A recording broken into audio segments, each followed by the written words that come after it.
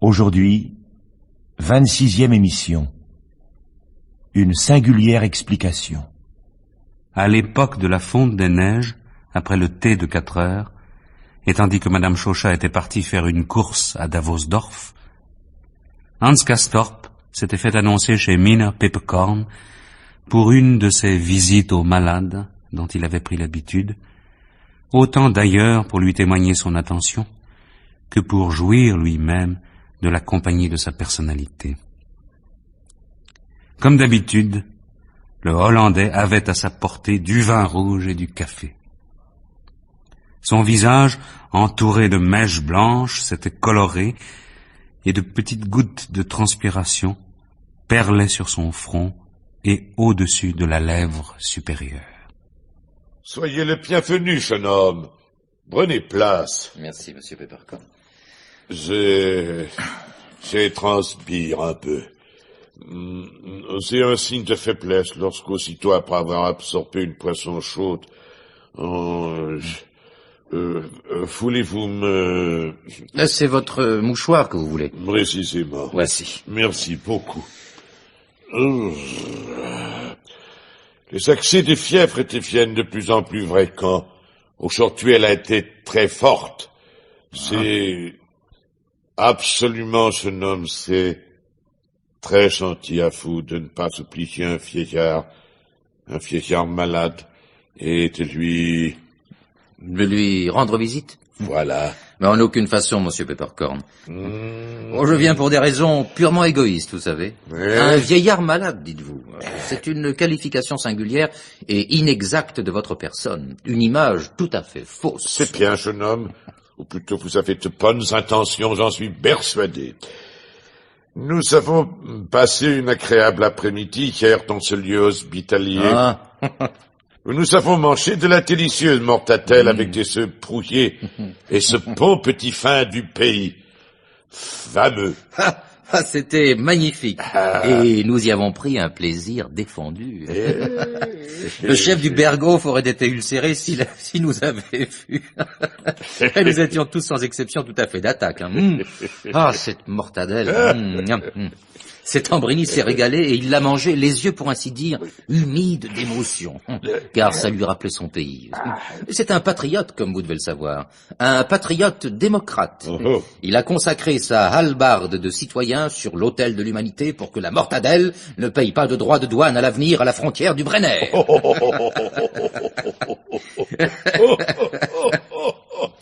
Cet Ambrini est un homme chevaleresque qui est un vrai gentilhomme, quoiqu'il n'ait pas souvent l'avantage de changer des costumes. Ça, il n'en change jamais. Hiver comme été, je l'ai toujours vu avec des pantalons à carreaux et cette redingote râpée. Mais il les porte avec quelle distinction, un vrai gentilhomme. Ça, je vous donne raison sur ce point. Quelle allure. Un triomphe sur la pauvreté. Eh bien, je préfère cela à l'élégance de Nafta, qui ne m'a jamais semblé très catholique. C'est même une élégance un peu diabolique. Oui, Nafta, j'ai une personnalité distinguée, absolument. Quoique votre ami ne soit pas, permettez-moi cette réserve, sans préjugés. Madame, ma compagne de voyage, ne l'apprécie pas particulièrement.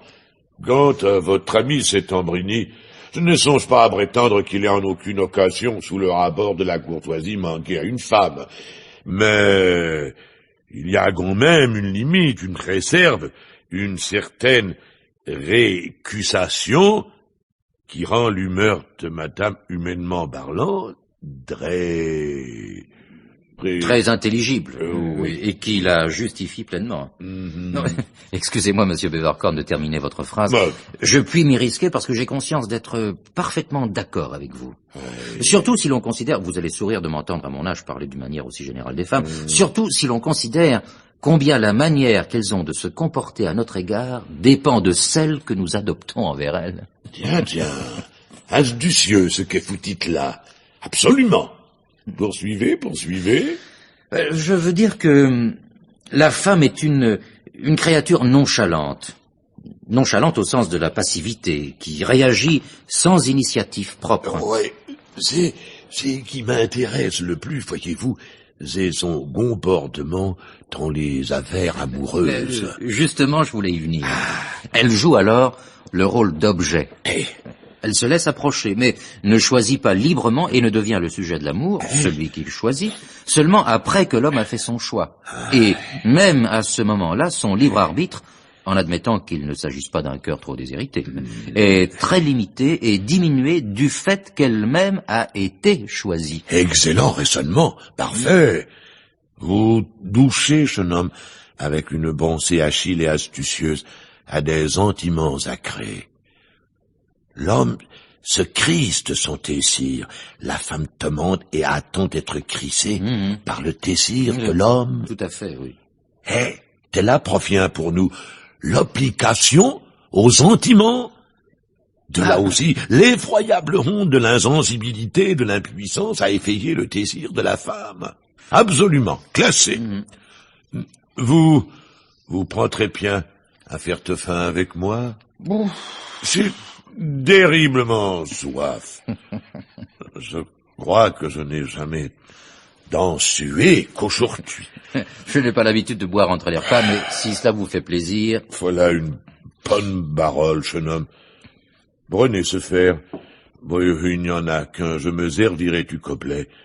Je pense que ce n'est pas offenser ce petit fin pétillant que de le déguster dans un récipient aussi quelconque. Merci.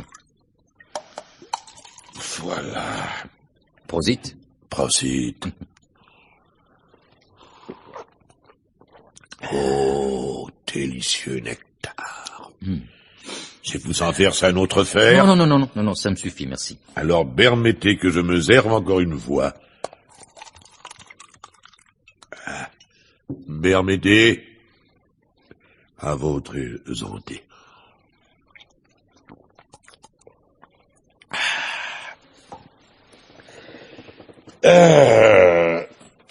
J'ai réponse à ce que je vous disais tout à l'heure à propos de la sensibilité. Je suis convaincu que nous avons l'obligation quasi religieuse de la maintenir en nous. Pourquoi? Parce qu'elle est la force virile qui effraie la fille.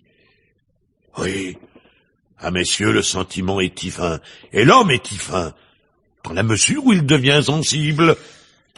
Dieu l'a créé pour sentir à travers lui. Il est donc la sensibilité de Dieu. Il y a là, si vous me permettez, une théorie théologique par laquelle vous attribuez à l'homme une fonction religieuse très honorable, encore que peut-être unilatérale. Non, je n'en discuterai pas davantage, cela nous entraînerait trop loin. Venons-en à des choses plus positives. Ma question sera abrupte. Vous aimez, n'est-ce pas, Madame Jauja? Si c'est-à-dire que je respecte naturellement Madame Chauchat en sa qualité de... Je vous en prie. Une chose me frappe. En ces moments, je me réjouis plutôt. Bien, jeune homme. C'est tout à fait bel et bien. Je m'en réjouis, cela ne fait aucun doute, cela m'est véritablement agréable. Et pourtant, je me dis, vous connaissez madame depuis plus longtemps que moi? En effet, j'ai déjà partagé son précédent séjour au Berghof. N'essayez pas de jouer au plus vain. Vous savez bien qu'il s'agit de toute autre chose. Et de quoi alors? Et dès votre attitude, je répète que vous subissez une contrainte, ou plus exactement que vous vous dérobez, que vous évitez d'adopter une certaine manière d'être. On a parfois l'impression qu'il s'agit d'un pari, comment dire, d'une convention que vous seriez passée avec madame, au terme de laquelle vous vous seriez engagé à ne pas lui adresser la parole directement. Je suis assez lucide pour m'en être rendu compte. Je me suis aperçu également que vous ne lui dites jamais vous. Mais enfin, qu'imaginez-vous donc, monsieur Peppercorn? J'attire votre attention sur le fait que vous venez de bâlir jusqu'à la racine des cheveux. Vous en avez conscience? Ai-je vraiment pâli à ce point? C'est bien possible après tout, car à présent, il faut que tout plie ou se brise. Où va-t-on en venir? Puis-je essayer de m'en tirer par le mensonge? Ce ne serait pas impossible, mais je m'y refuse. Vous semblez vous creuser vraiment la cervelle, jeune homme. Bon. Vous souvenez-vous du soir où j'eus l'avantage de faire votre connaissance? Oh, parfaitement, oui. Vous aviez organisé une petite fête, nous avons bu et mangé, nous étions particulièrement joyeux. Oui, mais il y a autre chose. Ensuite, nous avons gagné nos lits bras dessus, bras dessous, à une heure avancée de la nuit.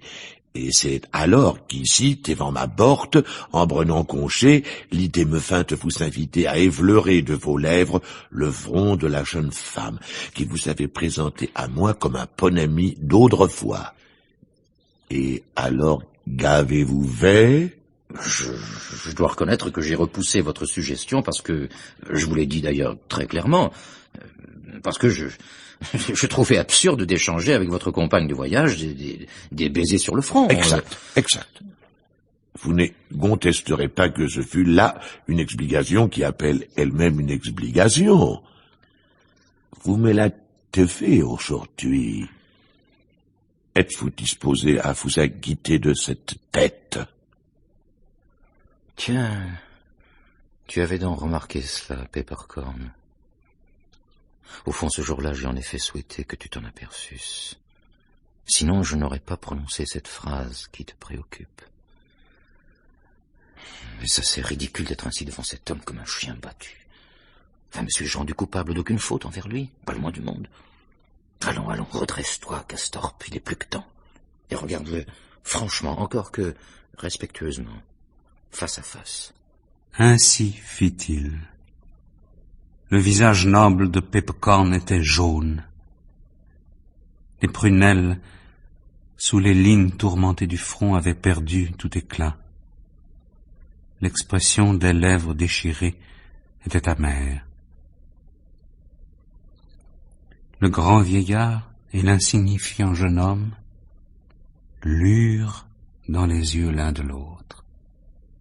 Vous avez été l'amant de Claudia, n'est-ce pas, lors de son précédent séjour?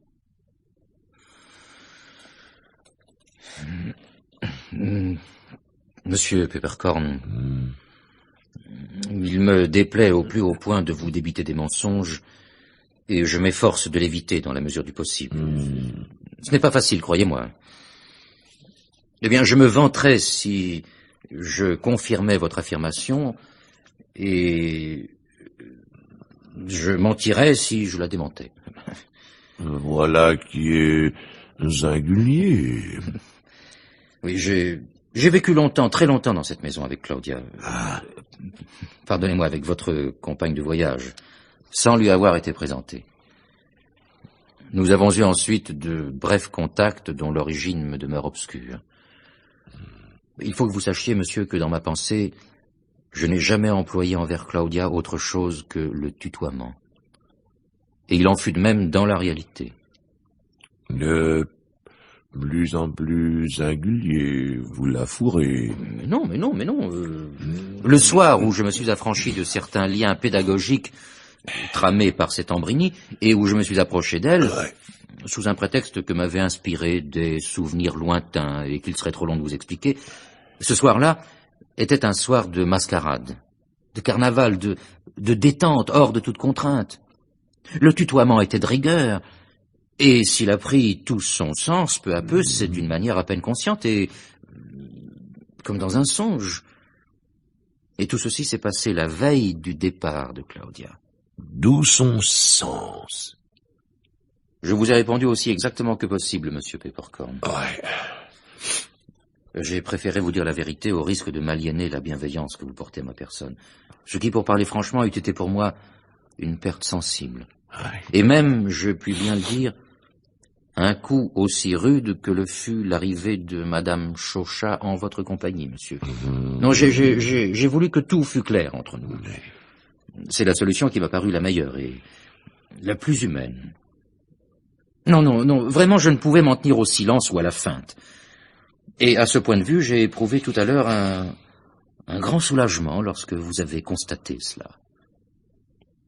Est-ce tout? Non. Vous savez à présent avec qui Claudia a passé, vécu et accompli, enfin disons accompli, un certain 29 février. Ceci se passait avant qu'une situation tout à fait positive se soit établie entre vous. Non, ce serait pure folie de ne pas l'admettre. Vous l'aimez donc encore? Excusez-moi, monsieur Peppercorn. Les sentiments de profond respect et d'admiration que je vous porte me feraient paraître peu séant de vous parler de mes sentiments envers votre compagne de voyage. Et les partage-t-elle? Je veux dire, les partage-t-elle encore aujourd'hui? Je ne puis prétendre... Ah non, je ne puis prétendre qu'elle les ait jamais partagés. Cela semble même peu probable. Vous savez, il n'y a pas grand-chose à aimer en moi. Je suis loin d'être une personnalité de grand format. Je serais désolé que vous ayez le moindre chagrin en raison d'événements passés, et désolé aussi de perdre votre amitié. Il n'empêche que j'ai dû, sans le savoir, vous causer une benne profonde. Si je réponds oui, monsieur Peppercorn, cela ne saurait signifier en tout cas que je n'apprécie pas l'immense avantage d'avoir fait votre connaissance. Car cet avantage est inséparablement lié à cette déception. Je vous remercie, jeune homme. Je vous remercie. J'apprécie la gentillesse de vos propos. Mais si nous faisons abstraction de nos relations personnelles... Ça me serait difficile. Car le fait que Claudia soit revenue en compagnie d'une personnalité de votre envergure ne pouvait naturellement qu'aggraver le mal que j'ai éprouvé lorsque j'ai constaté qu'elle n'était pas seule. Eh bien oui, j'en ai souffert cruellement. Et j'en souffre encore aujourd'hui, je ne le nie pas. C'est à dessein que je m'en suis tenu autant que possible à l'aspect positif de l'aventure, à ma sincère vénération pour vous, monsieur Peppercorn, et qui n'allait pas, je puis l'avouer, sans un peu de méchanceté à l'égard de votre compagne de voyage. Car les femmes n'apprécient guère que leurs amants s'entendent. En effet. Et cette petite vengeance m'incombait, somme toute. Car pour autant que j'entre en ligne de compte, eh bien, j'avais vraiment le droit de me plaindre. Pas de Claudia ou de vous, monsieur Peppercorn, mais de ma vie et du destin. Et puisque j'ai l'honneur de jouir de votre confiance, et que cette heure du crépuscule est à tous égards si singulière, j'aimerais tout au moins d'une manière allusive vous en parler quelque peu. Mais comment-on, jeune homme? Je vous en prie. Bien voilà, je suis ici depuis longtemps. Depuis des jours et des années. Combien de temps exactement? Je ne saurais dire. Mais depuis des années de vie. Et c'est pourquoi j'ai parlé de vie, et j'en viendrai tout à l'heure, le moment venu, au destin. Mon cousin, auquel je voulais rendre une petite visite, est mort. M'a été enlevé. Et moi, je suis toujours ici. J'avais une profession civile, une profession solide et raisonnable, mais je n'y ai jamais été particulièrement attaché, et cela pour des raisons qui me demeurent obscures.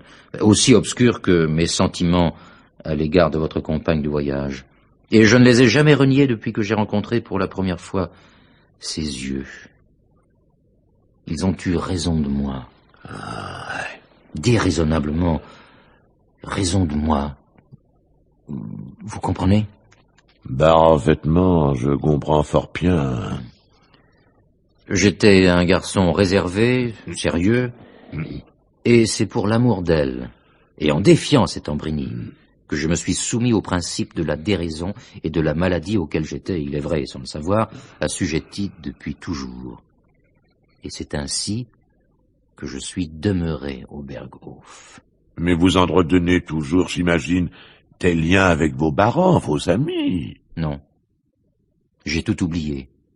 Rompu avec tout, parents, profession, espérance. Oh. Et lorsque Claudia est partie, je l'ai attendue. Oui. Je n'ai cessé de l'attendre ici même. De sorte que je suis définitivement perdu pour le pays plat et qu'aux yeux de ses habitants, je suis, autant dire, mort. Et c'est à cela que je pensais en parlant du destin. Et c'est pourquoi je me suis permis d'insinuer que j'avais, en quelque sorte, le droit de me plaindre de ma situation et de me considérer comme lésé. Jeune homme, j'ai fort bien compris. Maintenant, tout est parfaitement clair. Si je n'avais pas les cheveux blancs, si je n'étais pas affligé d'une fièvre maligne, vous me verriez prêt à vous donner satisfaction, homme à homme, l'arme à la main, pour le dor que je vous ai inconsciemment gausé, et en même temps pour celui que ma compagne de voyage vous avait, et dont je vous dois également compte. Parfaitement, monsieur. Vous me feriez prêt. Mais, fût l'état actuel des choses, vous me permettrez de vous soumettre une autre proposition. Une autre proposition? Je me demande bien... Écoutez-moi, vous allez le savoir. Vous souvenez-vous que, tout à l'euphorie d'une nuit de peuverie collective, je fus sur le point de vous proposer de nous dudoyer. Ah, je ne l'ai pas oublié, moi non plus. Et pourquoi y avez-vous renoncé? Parce que j'ai senti aussitôt que c'eût été un peu prématuré. Bien, je me reporte aujourd'hui à cet instant. J'y reviens pour déclarer que le délai que nous avions envisagé est maintenant égoulé. Jeune homme, nous sommes frères. Nous allons nous dudoyer désormais, et ce dudoiement aura toute la plénitude de son sens, le sens d'une fraternité dans le sentiment. Donnez-moi votre fer. Je prendrai mon copelet. Je l'ai rempli tous les deux de ce petit fin nouveau.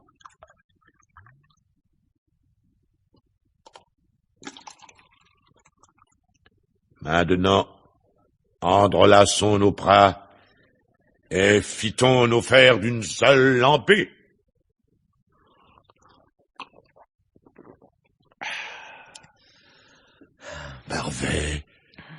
Parfait, jeune homme, glacé.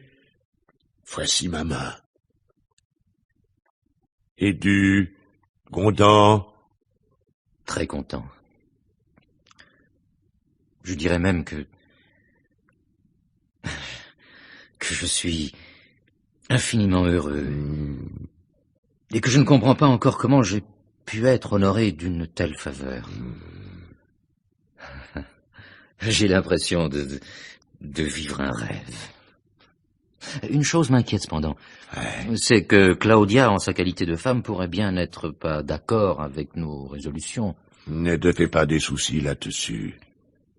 Ceci me regarde, et le reste n'est qu'affaire d'habitude. Maintenant, jeune homme, laisse-moi. Va-t'en, mon fils. Il fait sombre, la nuit est depuis longtemps tombée. Notre ami va revenir d'un instant à l'autre, et il faudrait peut-être mieux que vous ne vous rencontriez pas à présent. Je te salue, monsieur Peppercorn. Vous voyez, je surmonte mon appréhension légitime et je m'exerce à cet usage d'une folle témérité. C'est ma foi vrai qu'il fait nuit. J'imagine que si Monsieur Settembrini entrait en ce moment dans cette chambre, il s'empresserait de donner de la lumière afin que la raison et les usages de la société y pénètrent avec lui. Eh bien, c'est son faible. À demain. Je vous quitte, joyeux et fier comme je n'aurais jamais osé l'imaginer. Guéris-toi vite. Je te souhaite maintenant 3 jours sans fièvre, pendant lesquels tu pourras satisfaire à toutes les exigences de... Bien, cela me fait plaisir, comme si j'étais toi. Bonne nuit. Bonne nuit.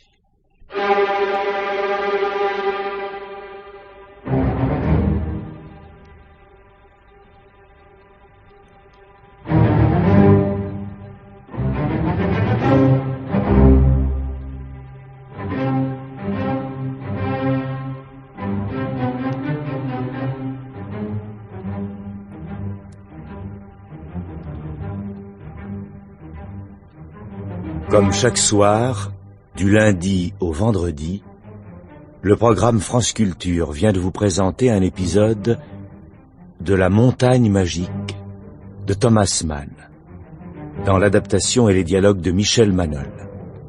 Bruitage et effets spéciaux Jean-Jacques Noël. Ambiance réalisée avec le concours de la Société Suisse de Radiodiffusion. Chef opérateur du son, Michel Ristich. Collaboration technique, Chantal Gâteau. Assistante, Florence Boissière. Réalisation, Georges Godebert.